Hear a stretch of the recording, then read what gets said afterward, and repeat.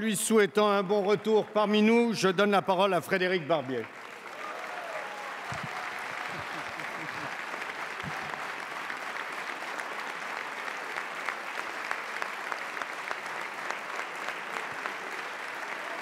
Merci. Monsieur Barbier, si vous voulez bien poser votre question. Monsieur le Président, Monsieur le Premier ministre, la législative partielle qui s'est achevée dimanche 8 février porte des enseignements très forts qui doivent interpeller tous les responsables publics de notre pays. Avant toute chose, je veux remercier les électeurs qui se sont mobilisés pour soutenir la démarche que nous portions avec l'équipe qui m'entourait. Je resterai le porte-parole fidèle et consciencieux de leurs aspirations et de leurs attentes sur les bancs de l'Assemblée nationale. Chers collègues, la 4e circonscription du Doubs est une petite France qui concentre toutes les interrogations, toutes les angoisses, mais aussi tous les espoirs que peuvent éprouver les Français aujourd'hui.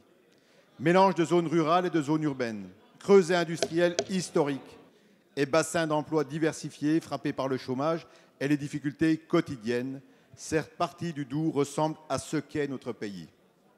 L'éducation des enfants est un défi quotidien toujours plus dur à relever. Les jeunes ont du mal à prendre leur place. Les anciens se demandent de quoi demain sera fait. L'éloignement à l'égard des institutions gagne du terrain. Plus que jamais, c'est le message du 11 janvier, mais plus largement, une aspiration majoritaire, même si elle est trop souvent silencieuse ou rentrée. Nos concitoyens attendent beaucoup de nous. Ils attendent que nous tenions la promesse démocratique, c'est-à-dire la capacité d'un peuple de choisir son destin. Le volontarisme doit être au cœur de notre action pour imaginer des solutions fortes et être au rendez-vous de l'audace et de la réforme.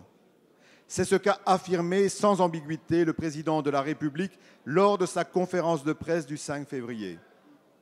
Monsieur le Premier ministre, c'est ce que nous avons fait dès 2012 avec un plan de mobilisation industrielle en faveur de l'automobile pour soutenir nos deux fleurons alors en difficulté, Renault et Peugeot. Alors que des jours meilleurs sont venus pour PSA, les syndicats demandent l'embauche de 700 personnels sur le site de Chausseau dans ma circonscription. Merci, Monsieur Barbier. Cette cohérence entre la parole et les actes est au cœur de notre action. Quel esprit La parole est à Monsieur le Premier ministre.